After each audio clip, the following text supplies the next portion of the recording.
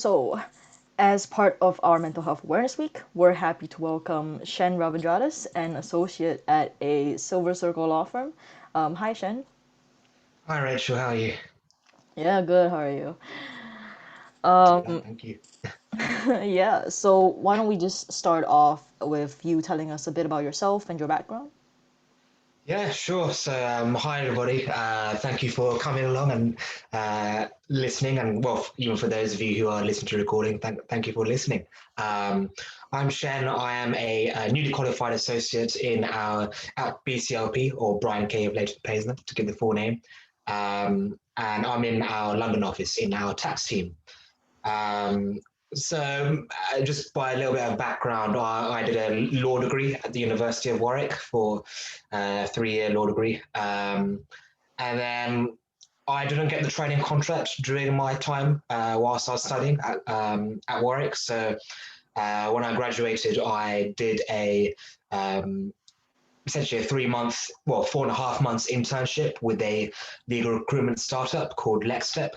Um, and then from following on from that, I also then went to do a paralegal job at Evershed Sutherland. In between, whilst all that was happening, I was again applying for training contracts again, and I managed to get a place in the winter vacation scheme for BCLP, or BLP as it was known at the time. And from there, I was able to do the final partner interview, and then that's how I got my training contract back in January 2017. Yes. And then through that, I was able to do the LPC, and that was funded by the firm. And then as part of the firm's tailored LLM Plus, which is what we like to call our tailored LPC, essentially. I well did more tailored modules, which were again funded by the firm. And then following that, that's when I started my training contract with BCLP.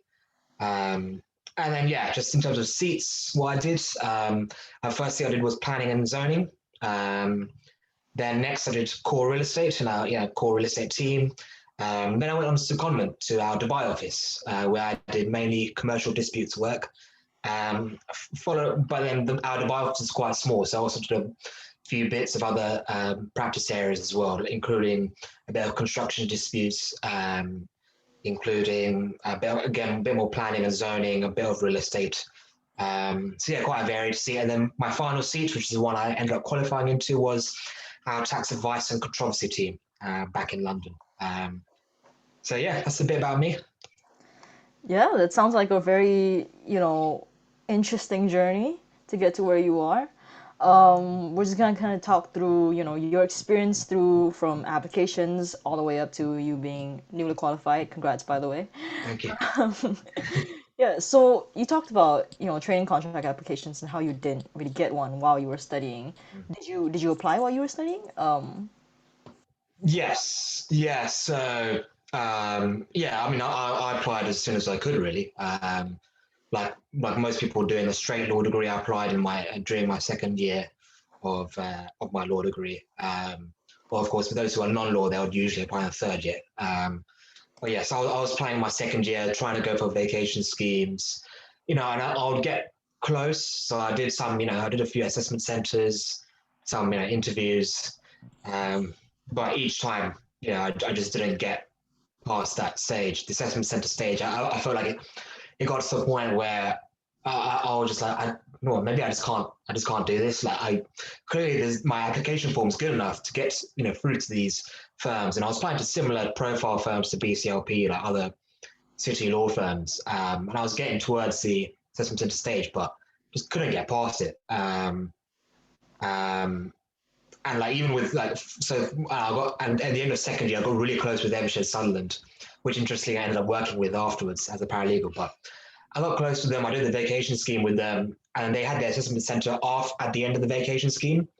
So that was slightly different. And then again at that assessment center stage, that's where I fell down basically. So yeah, I remember feeling a bit like frustrated and like you see other people in my year group who are getting their training contracts, and you do feel like I definitely felt disheartened, especially when I again during my third year I was tried to do some applications. I got to the point where I was like, I actually just want to concentrate on finishing my final year, getting my 2-1.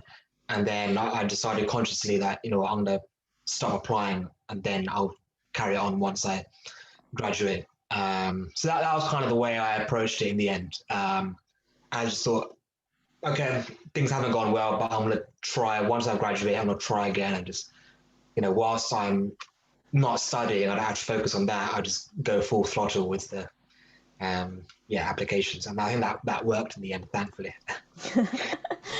Exactly. Yeah, it sounds like a very long and windy process, and I'm still sort of dealing with the fact that it's not going to be as straightforward as you would think it is. With assessment centers, getting all the way to that last stage and then being rejected, then it just hurts different. Mm-hmm. So I was just wondering, how did you kind of deal with that rejection, having to start all over again from applications? It was it was tough, and I think um, sometimes a lot of people don't talk about it that much, like just how much of a disheartening impact that can have on you. You feel like you just want to give up, and yeah, you feel a bit like, oh, what am I missing? Like, is there something wrong with like me, how I present myself, how I interview, and yeah, you get to the point where like you're just like, oh, maybe this isn't the way for me. And I got to that point where I was like, maybe I should look into other careers, not just law. Maybe something that where the skills I got from my law degree could apply elsewhere. So yeah, I definitely hit that point, and the way I kind of tried to address that was just try and focus on the positives. Really was that I was getting close. And that was kind of reflecting the advice that people were telling me is like, well, yeah, Shen, you are getting close. You are getting to these assessment centers. So there's clearly your applications are strong. It's just how you approach these assessment centers.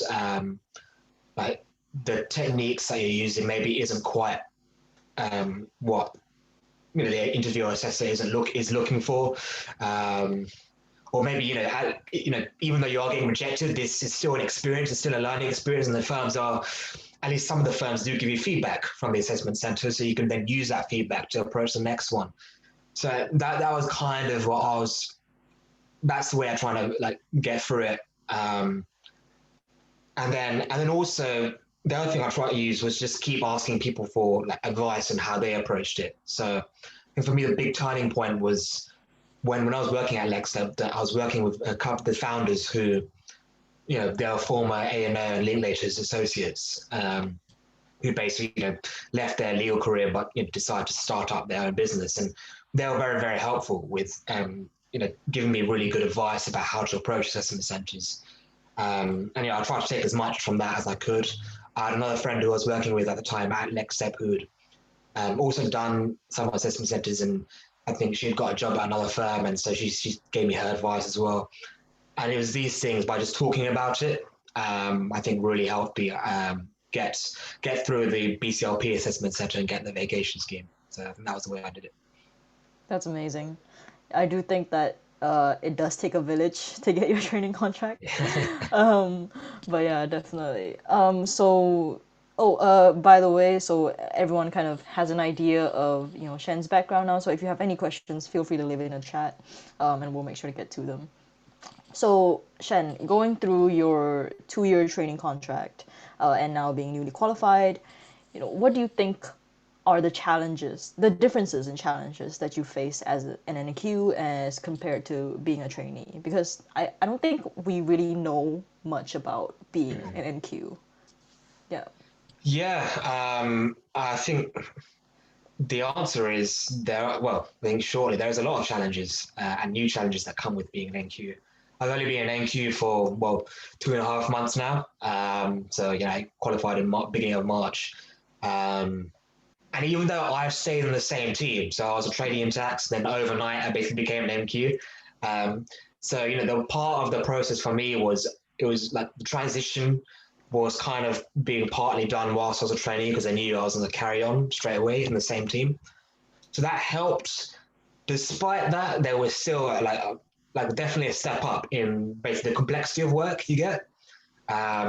I think in tax, especially because the complexity of the work is very technical, so they don't want to give too much of that extremely technical work to the trainees. They want to build the trainees' experience a bit more slowly and make sure they get a good understanding of everything they are doing first.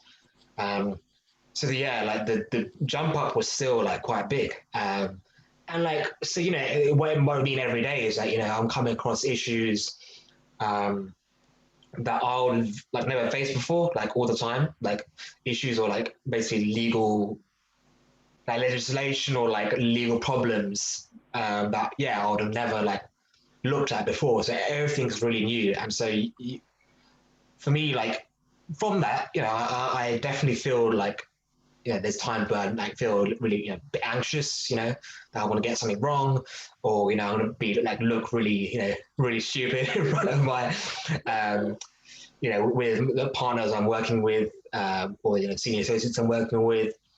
Um, so yeah, you kind of feel like, oh god, okay, yeah, like, oh, how do I do this? But like the firm, I think BCLP, I'm sure there are other firms that are quite aware about this. They realize that there is this jump, and I think it's not exclusive to tax team. Is for all teams and all firms, I think.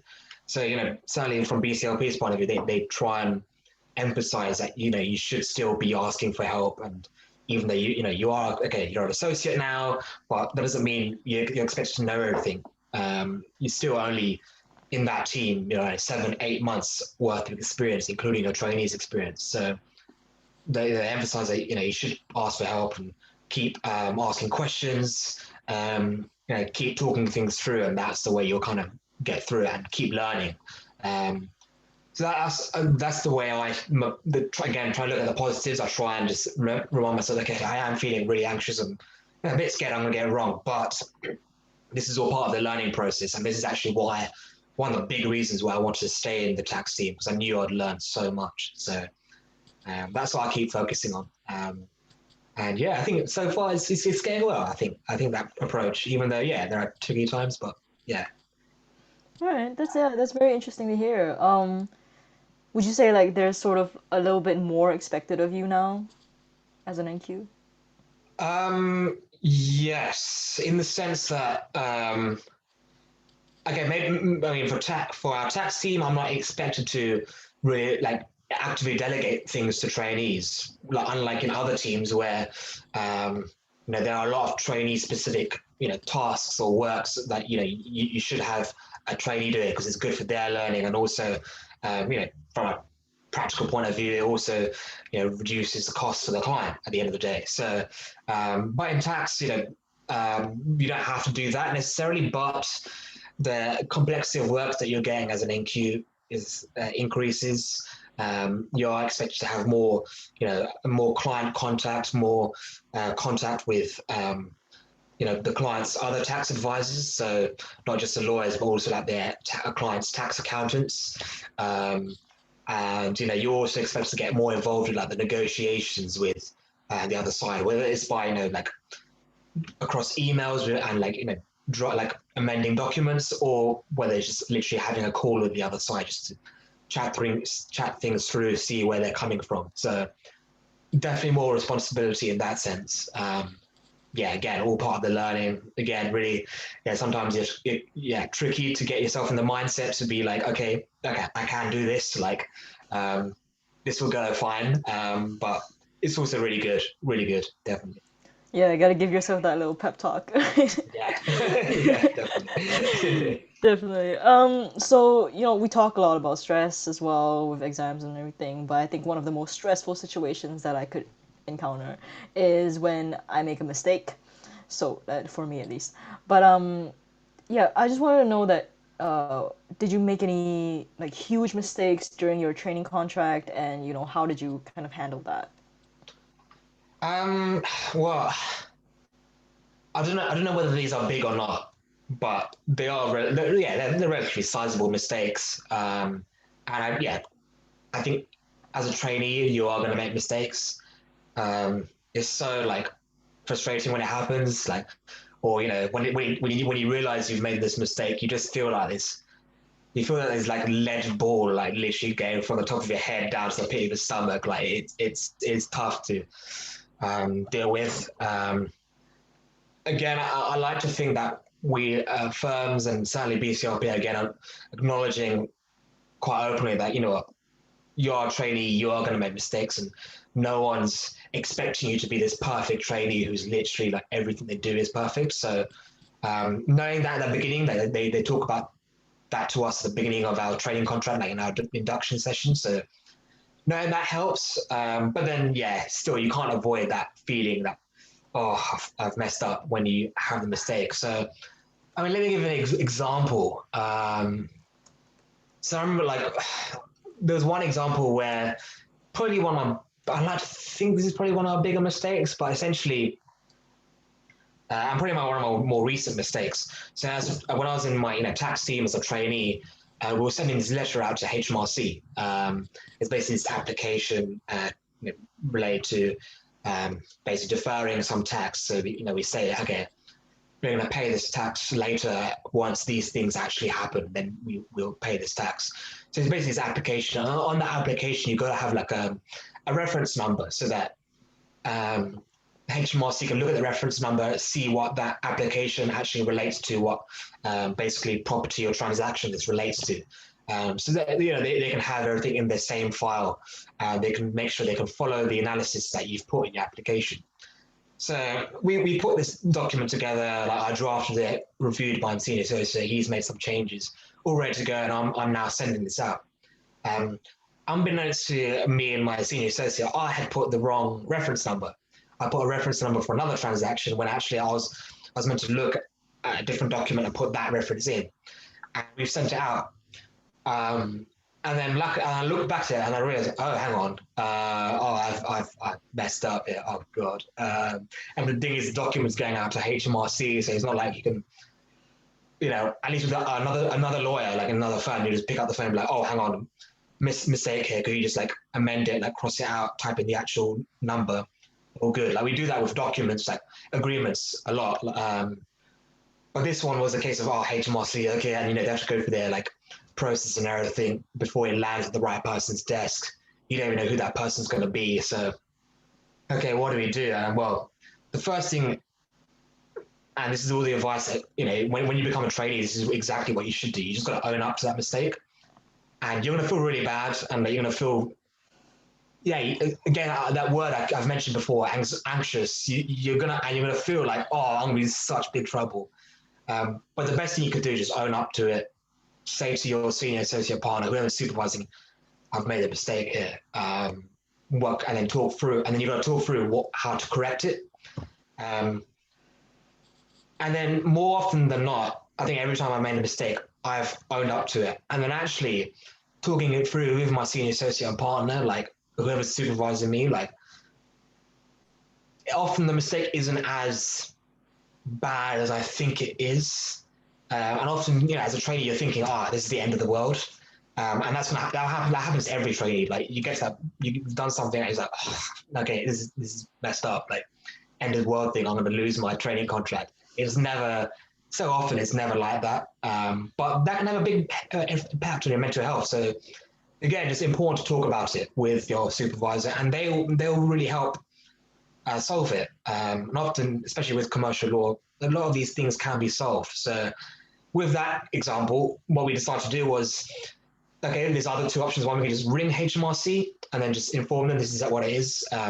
Or because in order to keep a paper trail, we went at the second option, which is to write another letter to HMRC, including our original application, but saying, please see, we've made these changes here, and having a cover letter to just explain that, okay, we've attached our original application and we've made these changes, and you can see it in like a amendment, like track changes, basically, so you can see exactly what it is. This is this explains that. Hopefully, you can now review your application, put it the same transaction as the correct reference. All good, and that worked out.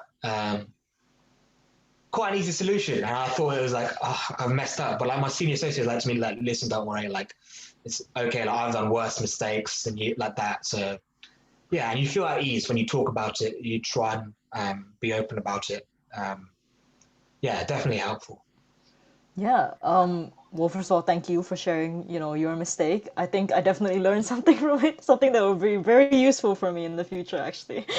um, but yeah, definitely. I think to own up to the mistake is you really want to fix it by yourself. When actually it's just easier. It's just better if you get more heads, to help deal with it. But yeah, thank you for that. Following up from that, I just wanted to know what is your experience with mental health support in the legal field? Like when you owned up to your mistake, how did your law firm react, and how do you think they should react? Um, so I mean, I think yeah, mistake. I've probably mentioned enough, but essentially, BCLP at the very beginning of the training contract were quite keen for us to make sure that we, if we ever did feel like we've messed up or like there's something not quite right, we should talk about it immediately, flag it immediately. So the sooner you do it, um, the sooner you can figure out the solution to it. The more you leave it and try and hide it, the more like the repercussions can be like massive, and then you might not have enough time to fix it, and then suddenly the client's gonna ring on the phone saying you guys have been negligent. You know what, this might even be enough for us to sue you. And that happens a lot. You know, law firms are professionally, they got a lot of, like the clients have in the past made a lot of professional negligence claims to their law firm because they've messed up and they've not owned up to it in the first place and tried to hide it, and then it's come back to bite them. So that's the really key thing. But I think moving away, just to touch on the mental health side and support, because it's a bit of, for me, is a yeah, a big thing from my own personal experience, having had my own mental health pressures, to, and also what I'm trying to do now as a result of that, to share my experiences and try and improve the mental health support we have at BCLP. So first of all, just my personal experience, and actually I see Shelby did put a question here, so I'm going to address that, about burnout. Um, so Yeah, she just says, she wanted to know if you've experienced burnout during your training contract or the application process, and how did you overcome it? yes, yes, and let me, yeah, I think I'm going to combine the two just to talk about personal experiences of burnout, and why then I'm trying to use that to improve mental health support at BCLP. So I mean, my personal experience is, for me, burnout has happened not actually because of a crazy amount of workload during my training contract and even during my application process. It's actually been more because there's been personal circumstances outside of um, the training contract, or the application process. Yeah, and both applies, that made me just take a step back and be like, okay, I need to like take a break, or I need to like talk about it with people, and like um, yeah, I need to make sure I know what support there is for me in case, I really do need some like formal support, maybe like counseling and stuff like that. So talking about applications, so I mentioned with the previous question, my third year, I consciously decided I wanted to start applications and focus on my, um, you know, finishing my degree, getting that 2-1. So, I mean, and this is due to personal circumstances. Well, one, I thought I wanted to focus on my degree, but also, during November 2015, my father had a heart attack, and a quite severe one. And you can imagine, and so, seriously ill in hospital, had a cardiac arrest and everything. Um, I actually, during the first term of my final year at uni, I went back down to London for a bit, making sure I was with my family. I was, again, just trying to take a break from the studies. Um, Applications, I wasn't even thinking about it at that point. Like, that was gone out the window. You only have so much in your mind to that you can think about in those kind of situations. And then if you try and think about everything in those kind of situations, yeah, you're going to burn out within like a couple of weeks. People talk about burnout being like, this long time thing, but if you got that much on your plate, yeah, you're going to struggle very quickly. So, um, and it was after that, my dad made a great recovery, like miraculous recovery, really. And after that, when I came back from uni, I was like, okay, well, I'm going to catch up with the coursework I need to submit. I tried to get, um, a deferral on that just to give myself a bit more time. And I just thought from there, like, well, look what's happened. I get thankfully things have worked out. Everyone's okay, but I got to that point where I was like, life's too short to be like stressing about everything all at once. I'm gonna make sure I get that 2-1. Otherwise, I won't be able to apply to any of the firms I want to. And I was on the cusp. I think I managed to get like a 61 in my second year. So I needed like, again, another 60, 59 in my final year to make sure I get the 2-1 overall. So that's not easy.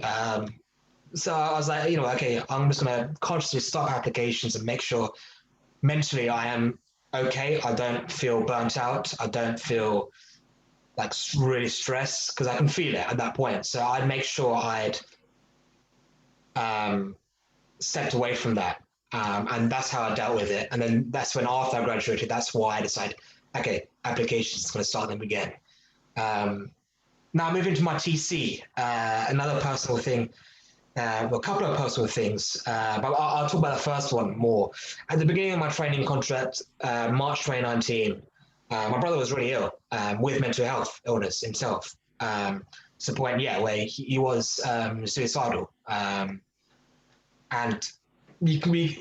that again really impacts you. How much trouble he's in, and how much you can try best to support him. But there's only so much you can do because you're not a psychologist, you're not a psychotherapist, you're not any of that, or psychiatrist rather as well. So yeah. So that was a real struggle. I remember also that combined with joining the firm, having to learn all these new things, having to just even like know how to use the printers. That's the common thing for a first seat trainee.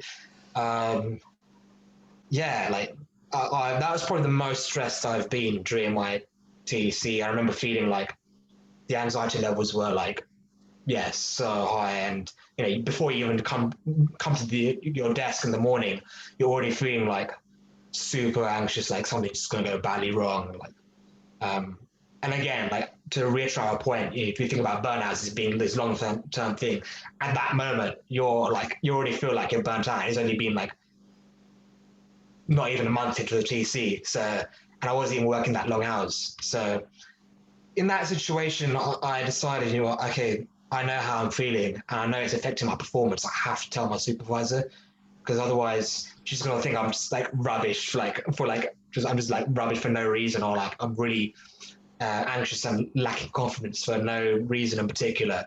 Because the team were really nice, like such a nice team, nice hours, like relatively speaking for a city law firm. Yeah, really good. But this is on my mind. So again, I talked about it with her, and I was really fortunate that she was able to like really empathize with me. She talked about one of her best friends going through similar issues like my brother was at the time, and she said, "Yeah, I've been in that position. It's a real struggle."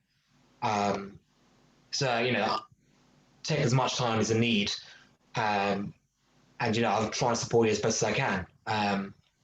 And that was really helpful, knowing that she had my back. But at the same time, she was still, making sure I was still learning. She was still giving me work. She was still trying to teach me everything. So she wasn't like trying to like be like, oh yeah, like I'm not going to give you any work. No, she was still trying to make sure I was still learning at the same time. But at the same time, she showed how much she understood, which I thought was the perfect response.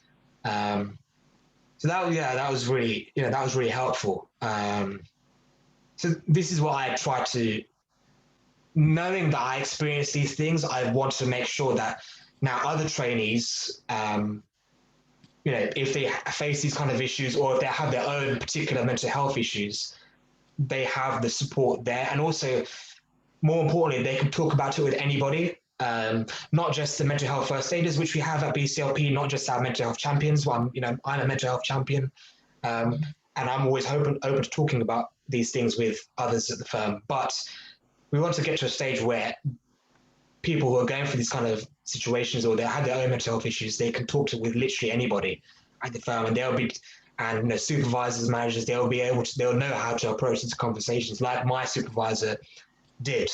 Because not everybody knows. Some people find it awkward to talk about these things. Some people don't feel like they have the necessary training or they don't know how to approach these things, and that's not their fault, but something we really want to improve on. So that's one of the big things that I'm working on now, just to try and improve on, because we have a lot of good support. I've talked about mental health first. Is we have like a Bupa health line, so for our private insurance, so we can, I can pick up the phone, talk to a mental health nurse who can recommend treatment and everything like that. We have that, but we won't get to the point where our culture is able to talk about mental health really openly. So that's what I'm trying to do as a result from my personal experiences. Well, thank you for sharing that, and we definitely align with what you were trying to do. It's really great to hear that that was the response that you got from your supervisor. I think that that's really perfect, actually. And yeah, it really speaks to the culture of the firm, I feel like. So we got some audience questions, so I hope you don't mind. We just kind of like Yeah. dive into them.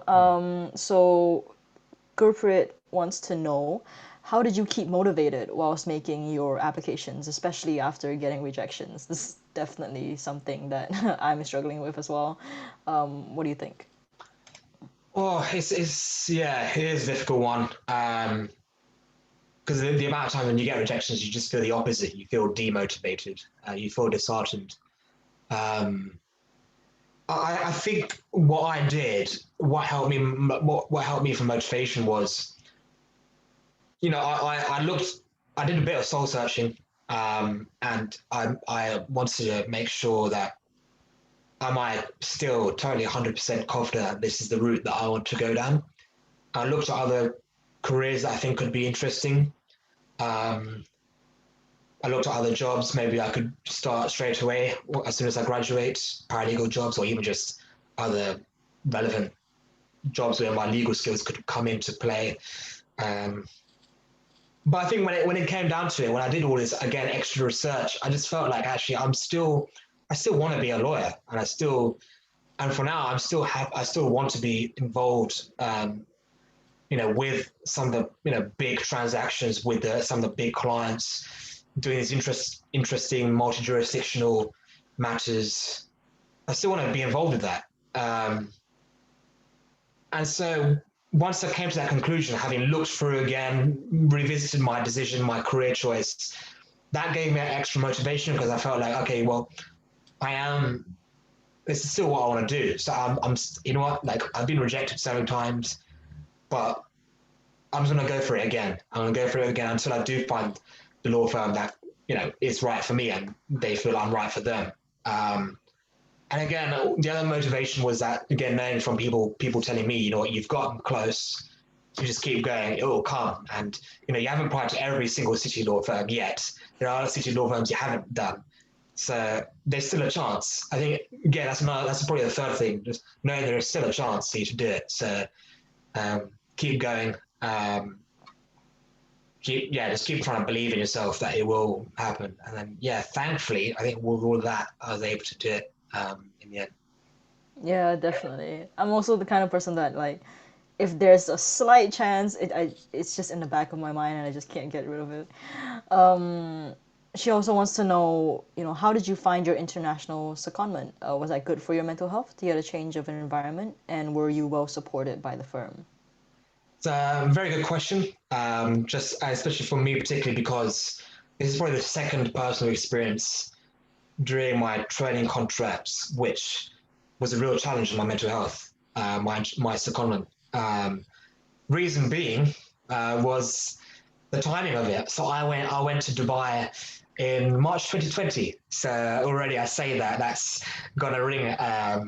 Yeah, you guys will know exactly why that turned out to be the worst timing because I went to Dubai and I was like, this is gonna be like incredible. I've even got a couple of friends I already know out there from my uni days who are really close with me, as I'm going to spend more time with them. I'm also going to meet other trainees from all these other firms. Um, and I met them. What like a whole bunch of like 40 like trainees who come from different firms. We met like all of us together at one point at the beginning. I was like, okay, this is going to be like amazing. And then the pandemic really hit.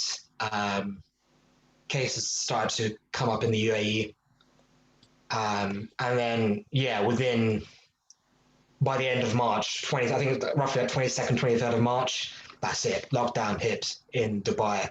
And it was a really, really strict lockdown.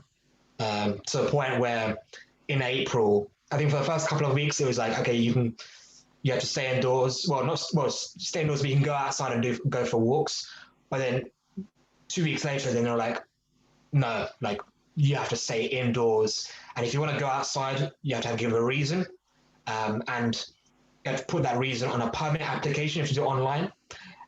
So like literally, I used to go to the shops, and the shop is literally like literally below my building. So it's literally right there. I have to write this permit online, say, okay, I'm going to the shop. This is the time I'm leaving. This is the shop I'm going to. This is the time I'm coming back. This is my home address, and I have to put that in. So apart from like the twice going outside for my shopping trip, like which is 2 minutes away walk, I couldn't go outside anywhere. So I was stuck inside my room for like almost a month on my own. And the isolation was something I'd never experienced before. Like I'd never felt that lonely in my life. And you're also in a foreign country, so it's not even like, yeah, there's still a lot of things you're adapting to even then. And yeah, a real struggle. And the firm, you know, they supported me. They said, you know, the resources we had in the London office is the same as the resources we had in the Dubai office. We were really struggling. Make sure you pick the phone to us. Because I'm basically there's one guy in HR who is basically liaising with me all the time about my secondment arrangements and everything. Like he's basically sorted out the accommodation and the flights and everything. So the like I knew I had a contact there, and people my graduate recruitment rang me, see how I was. The head of the UAE office rang me again, checking on how I was, and um, who else? My partner mentor. We have basically each trainee gets a partner who's a mentor for them. Also rang me and stuff, and so you know I knew there was people there. So that really helped. But then, even then, like it's still like, oh, okay, I had this whole dream of a secondment, and that's just with each passing day, like it's being lost and lost. So yeah, a big, real struggle. But in my mind, I was just trying to like just hoping and praying really that things would eventually improve. That I, you know, at least maybe I can get the second third of my secondment can be okay. Like still restricted, but at least I can start seeing people and like go and have food and like see the nice places in Dubai. Um, and yeah, okay, I can't travel anywhere. I was hoping to like do some traveling from Dubai, like during my secondment. That's out the window, but at least maybe in the second half of my secondment, I can make the most out of the little that's left. Thankfully, I did have a good second half, and I enjoyed it. And I came back thinking, yeah, a lot of it was ruined, but at the same time, the second half in particular, I was able to go into the office a bit more, like see my colleagues in person a bit more. Um, you know, get that office experience, but also, you know, see a few other trainees who have stayed in Dubai, spend some time with them, have some really good laughs and like good memories, spend some time with my really close friends out there. So, you know, in the end, I look back, I'm like, at one point I was so close to like just quitting and coming back and like doing the rest of this comment, but from home. You know, waking up at like 6:30 in the morning, so I'm still at Dubai time. But I'm so glad in the end that I stuck through. I basically stuck through thinking if I leave, I'll have regrets. So I stuck through and then it worked out. So, but that was another really personal experience, which made me think, okay, if I'm going through this and everyone during the pandemic is also going to go through this, it's important that I talk about this really openly with colleagues. And we had like, you know, we had a few webinars, like not webinars, but like panel discussions where like a few of us would talk about our experiences during the pandemic. I participated in one of those, talking about this exact thing I'm talking to you now. Um, just important to share and take part in the conversation. I thought that was really important, and to talk about what I did to help my own mental health during that period, you know, just in case that helps others. So yeah, that's kind of what I took away from that and what I'm trying to do now as well. Yeah, thank you for sharing that. Um, yeah, honestly, you can't really say the words March 2020 now. It's kind of triggering. Yeah. But yeah, honestly, okay. So what I would want to follow up with that question is, what did you do every day to kind of maintain your mental health, and what do you recommend other people do? Yeah, really important question. I think not even, and I think this applies not even just to my time during in Dubai, what I've tried to take away from that and trying to continue now. And what I was trying to do during the lockdowns here in the UK. So basically, what I've been doing during this pandemic time is um, it's a tough one, but I've been trying to continue with making sure I try to maintain that work-life balance because it's so easy when you're working from home to like just literally like you just stay stuck on your laptop or you stay on call all the time, like because you're just literally there. Like you can go from your like your dinner table at home to like your work desk and then like just log on again and carry on working. So easy, and so many people have fallen into that. It's so difficult. It's so unsustainable. So I've been trying to maintain a work-life balance and making sure I have mechanisms where I can switch off and enjoy like what I do have at home. Especially during those times where I couldn't go outside, I couldn't meet friends during the lockdowns. Making sure I have things at home I can do, or so for me, the thing I tell everybody, making sure you know what works for you to switch off. So for me, it's my hobbies, really important. Um, I like to play the violin. I enjoy that a lot. It's something I've been doing for almost all of my life. Um, the other thing I like to do is writing. So, that can be either diary, like writing in my diary, like journaling, which is again another good general thing for everybody to do for their mental health. Really, a really, um, a really recommended thing. I think everybody I speak to about mental health, they say journaling, really good thing. So, I try and do that. Or like, if I have if I'm feeling in a really creative mood, I like to write poetry. So that's something I really enjoy. Um, and for me, that really helps because in my mind, it helped me remember that, I'm not just a lawyer. Um, that's not the only thing that defines me as a person. I have other things outside of my profession which can help me switch off from work and I can do those and I can really enjoy those and I can identify with. So, I like to think of myself not just a lawyer, but a casual violinist, a casual poet, and that's yeah, that really helps. It makes you remember like that. You know what? Like even if you're like not doing that great at work, you feel like your performance is going down and like you're feeling a bit rubbish about it. Like you feel like it's affecting your mental health. Knowing that you do have other things that you enjoy and you're good at, and you have other things that really define you. So that I think is so important. Um, well, at least for me. I mean, others, you might have other things like exercise, which is I think another general thing that's really good for mental health. Um, Again, on topic, this week is Mental Health Awareness Week, and the theme of this week is nature and getting out, doing exercise, seeing like the greenery around you. If you can try and find that, it's really helpful, really beneficial for your mental health. Like they say, looking at greens, looking at plants are really like calming uh, on your mind. They have a really calming effect, and also sometimes taking that walk and without headphones, without listening to music.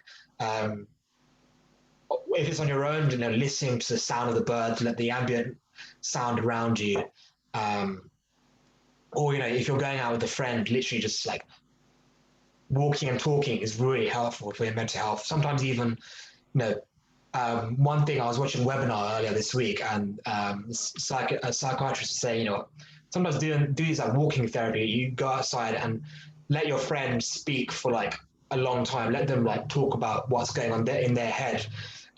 If they're struggling, like just listen to them. Don't even interrupt. Just let them talk. Let them speak out their feelings.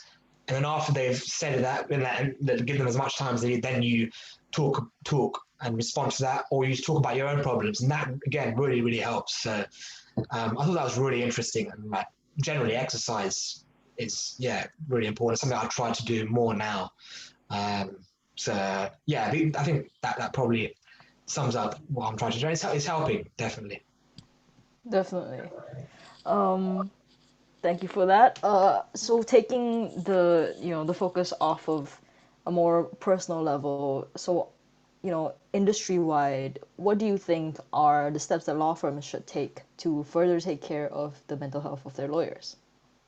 Um, it's a tough question because there are a lot of things that law firms can do, but at the same time, it's also really hard for them to depart from what they usually do because they often in their mind think, okay, we need to make sure we're always alert on our emails, making sure we need to um, make sure we meet all client deadlines, even if some client deadlines are so unrealistic. Oh no, but you need to make sure we're doing the best job for them, making sure we have maintained a good relationship with them, and these kind of things. So it's quite difficult, but there are a lot of things that law firms can do. Um, and so, I mean, okay, I mean, think of a good example. I mean, BCLP is signed up to this thing called the Mindful Business Charter, or the MBC for short. Um, and essentially, what this Mindful Business Charter says is it basically is saying that we should adopt working practices, everyday working practices, which are one that beneficial for our mental health, and also making sure that um, everyone is like respected, and like everyone is everyone's rest periods are respected, everyone's working hours are respected, um, and we do little things that make sure like we reduce stress in the workplace as much as possible. So to give you a few examples of what this mindful business charter says, um, emails. If the email is not urgent, or if the email is out of somebody's usual working hours, saying in the subject heading, um, not urgent, or um, please read tomorrow. Um, that way, the person who's receiving the email is like, okay, well, okay, I don't have to look at it straight away because it's not urgent, or oh, okay, oh, it's 6 o'clock, 7 o'clock now. I've logged off. Oh, I see this email's come on my phone. Or oh, okay, no, the person said please see tomorrow. Okay, cool. I don't have to look at this until tomorrow. Reduce the stress level is so easy. It's such an easy thing to do, but um, yeah, lot of law firms, a lot of other firms don't do that kind of thing. It's not like a known like a common practice, but it's something easy to do. And actually, we do that, we can really help with reducing stress levels, anxiety levels. Another example, you know, things like when you're delegating work. One challenge I found as a trainee was that sometimes some colleagues you will work with, is and in BCLP is a minority. I've maybe experienced one or two colleagues, and everybody else has been very good. I think that comes down to the culture of our firm. But sometimes at every firm, you get a couple of individuals who don't really fit the overall culture of their firm, and that's a bit frustrating. And the examples I give is like where somebody's delegating work to me, and they're not saying like how urgent it is, or they're saying this is really really urgent when actually it's you look at the work, it's not that urgent, and you've clearly on your plate you've got far more urgent things to be doing first, which you should be doing first, but because you've got somebody chasing you, you feel like you have to do their work first, and that again is unnecessary increase of your stress. Can make you more anxious than you need to be. And the mindful business charter says when it comes to delegating, you should be mindful. It should have clear deadlines. It should have an explanation why you are setting this deadline. So, for example, it should explain, okay, the client wants this by the end of the week. Okay, because could you give this to me? Could you give me your first draft by Wednesday? That'll give me like a day or so to review it, provide you some feedback, um, tell you what changes that need to be made so that, okay, we can make sure we can send this out on Thursday or Friday so that it meets the client's ultimate deadline. That's how it should be, and that's what the mindful business charter is saying. So these kind of little things, I think law firms should really, really be taking on and implementing in their everyday working practice, and that'll make such a huge difference. So that I think that's one thing, and the other thing is at one point I've touched upon, which is ensuring you have a culture where you can speak to everybody about your struggles, your problems, whether it be problems with physical health, whether it be problems with mental health, or even financial health. I think it's so important that you get to a culture stage where you can talk about that with anybody and they know how to discuss these kind of things. I think that's something that's a really long term aim because that'll take it'll take a lot of training. It'll take a lot of again open discussions, kind of like what we're doing right now. Um, but I think that's the ultimate aim. I think that would again really help the legal industry improving on that side.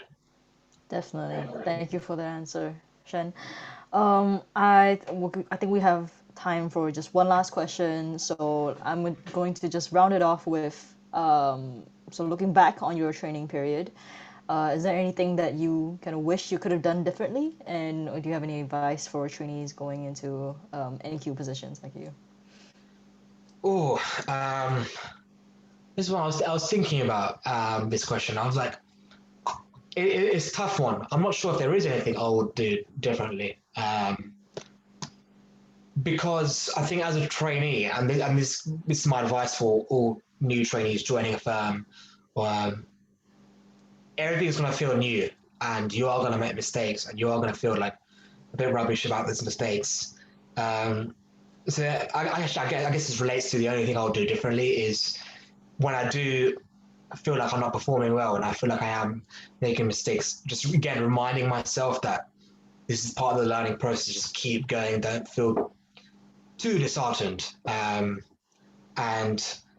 the other thing I would do differently is maybe keep speaking to the other trainees in your cohort or trainees who are further up, or if the firm has like a mentorship scheme, making them more use of that. I don't think I did, so I think that's something I would do differently. Is speaking to my partner mentor a bit more, like about these little worries and um, basically because I think the more you do that, the more you talk about it with other fellow peers of yours, that can really help you boost your confidence and like making sure that you can push through these difficult experiences that you will have as a trainee. Um, I think that's probably the big thing I'll do, and that's differently, and that's probably the advice I'll give to all new trainees. Just keep talking through it. Um, yeah, keep and yeah, don't be too disheartened, I guess. And yeah, it'll work out, and you'll learn a lot. Even from those times where it's not going well, you'll learn loads. So that's the other thing that would, yeah, advise definitely. Thank you, Shen. That's fantastic advice. So we are just about running out of time. So very sorry that we didn't get to all of the questions, but really appreciate you submitting your questions and for being here. We hope this helped. Shen, any last words? Well, yeah, I think only one last thing is that I know there are a few people, who've asked questions that we haven't got time to answer. So, if anyone wants to ask their questions to me, they can directly on LinkedIn. Just search for my name, I'll be there, and I'm happy to answer any questions you may have. Because again, mental health, such an important issue to talk about, so something that we need to work on as law firms, and I think we're doing well. We want to improve, and I think with your questions, I'm sure that would be really helpful towards that aim. So, yeah, I'm really happy to answer anybody's questions. That's really fantastic initiative, Shen. Thank you for taking your annual leave to have an hour to talk with us.